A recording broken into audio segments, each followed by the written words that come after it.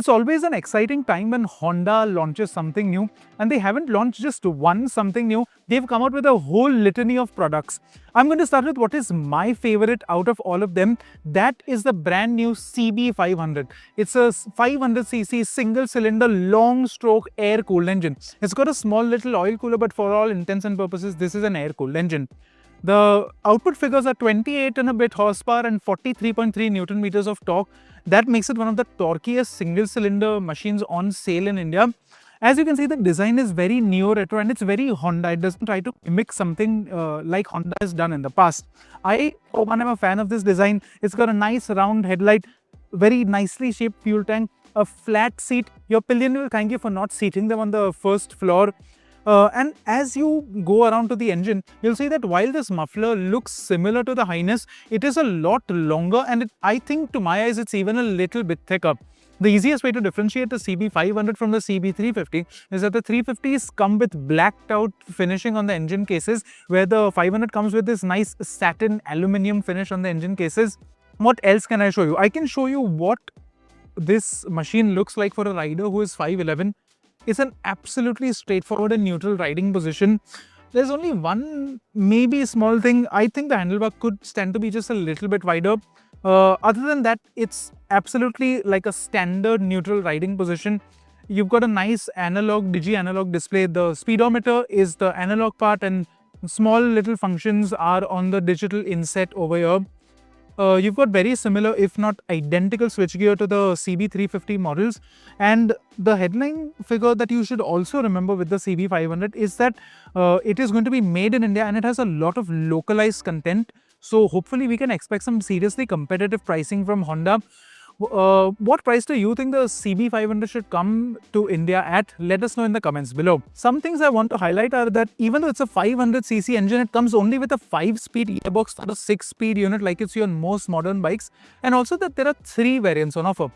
Now, the base variant, it comes with alloy wheels and simpler colors. This is the middle variant that I'm sitting on. It comes with solid colors, but it gets those lovely cross-spoke tubeless wheels, which means you don't need to worry about a puncture when you're just out riding and you're in a remote location. And the top variant is that bike over there. It comes with different graphics and different colors on the tank, and it also comes with these aforementioned tubeless cross-spoke wheels. Now let's move on to the next exciting Honda product. Another very exciting and eagerly anticipated product is the Honda ADV160 maxi-scooter. Now, not only has Honda finally brought the ADV160 to our shores, it's also a flex fuel compatible machine. That means it can run on petrol ethanol blends ranging from E0 up to E85, and the scooter will simply detect what sort of fuel you put into it and automatically calibrate its running processes and efficiencies to compensate for the fuel. What else can I tell you about the ADV160? Well, it's got proper maxi-scooter styling. It's a 14-inch front wheel, but it is a 13-inch unit at the rear, unlike other scooters in the segment that run on 14 inches at both ends.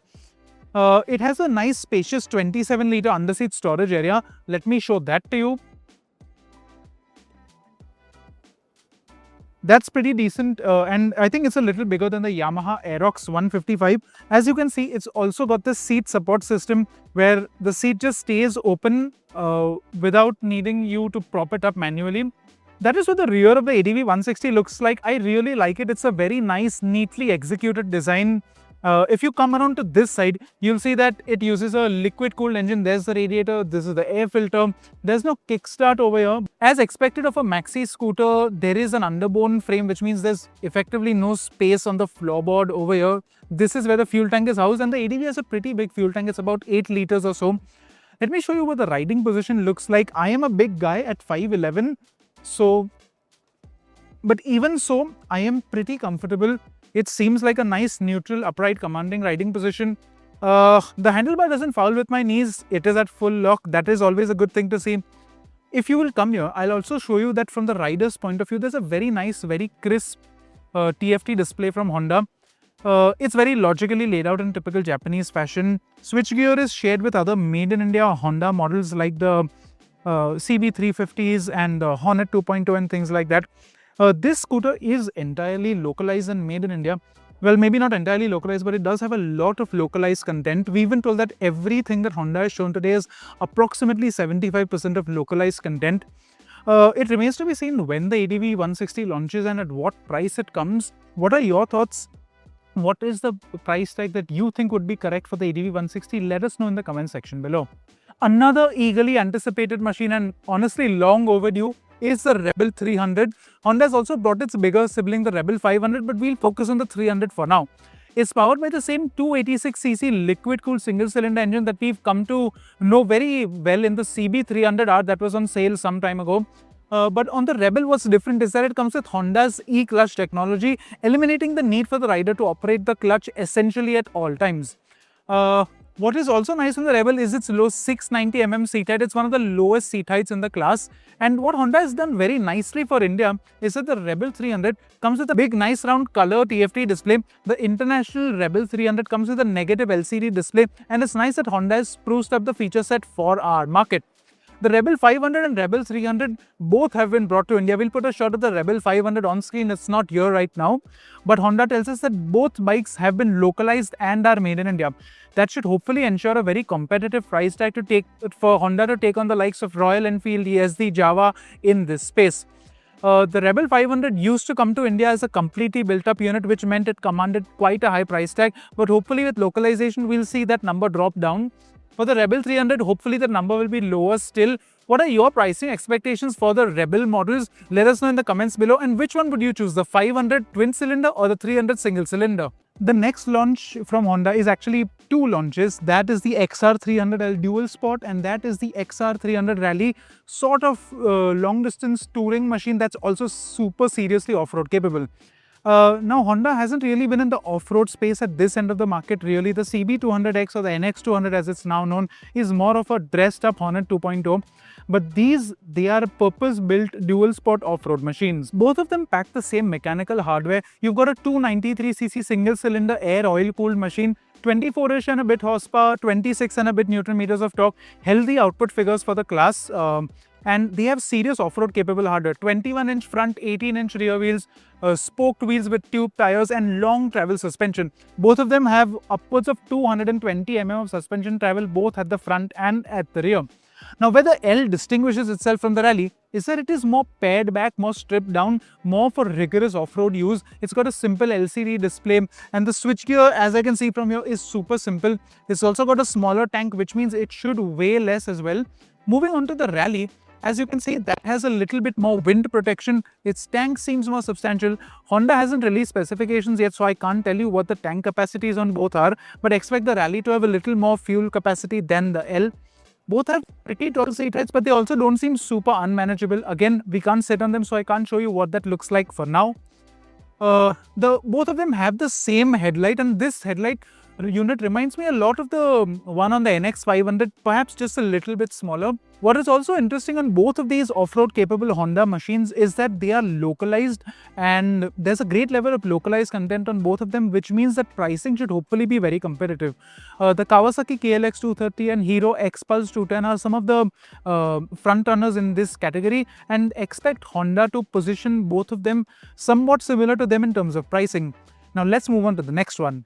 Last but not the least by any means, Honda has shown us a brand new electric scooter. That is the QC3 and it's based on an all-new platform. It's not related to the Activa E or the QC1, at least as far as we can tell. Now, the headline figures are 3 kWh battery, 145 km IDC range, and Honda claims a full charge will take 4 hours, 0-100%.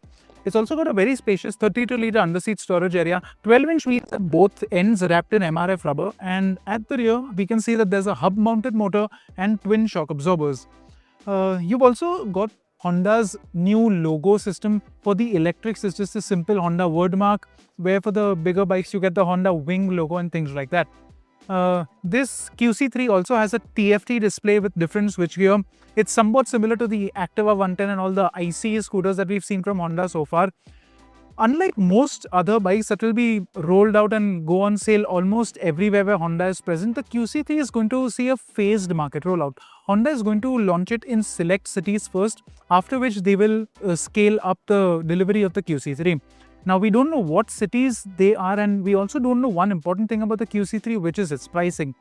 Where do you think the QC3 should fit into the market? The electric two-wheeler market is really shooting up fast. It's becoming an important sub-segment of the big two-wheeler market in India. What are your thoughts on the QC3? Let us know in the comments below. Now, while we are done with all the new launches that Honda has, stick around because there are some interesting things that I want to show you. That is the CB350. It's what used to be known as the Highness CB350. Honestly, I'm happy that that suffix is gone. It used to be a little too pretentious. Just CB350 is nice, and there have been no changes to the CB350, the RS or the CB350C, the classic one. They're all mechanically the same. They're all the same. The feature-wise, the only thing that has changed is the introduction of new colors and new color schemes. Expect prices for them to rise marginally or stay the same. We will come to know once Honda lets us know more.